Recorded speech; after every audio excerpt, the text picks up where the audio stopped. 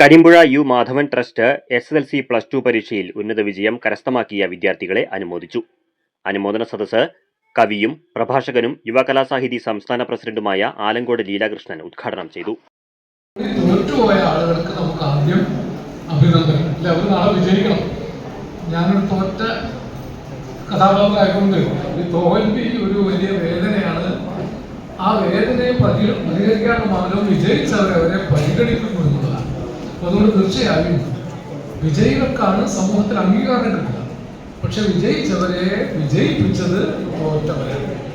അവരൊക്കെ കുറിച്ചാണ് ഇന്ന് തോറ്റവർ നാളെ വിജയിക്കും. Trust board chairman KP Suresh Raj അധ്യക്ഷത വഹിച്ചു. CPI മണ്ഡലം secretary Venugopal, CPI LC secretary കണ്ടയിൽ നാരായണൻ, ജില്ലാ കമ്മിറ്റി അംഗം KT രാമചന്ദ്രൻ, PM ശിവകരൻ, ജ്യോതിബാസൻ എന്നിവർ സംസാരിച്ചു.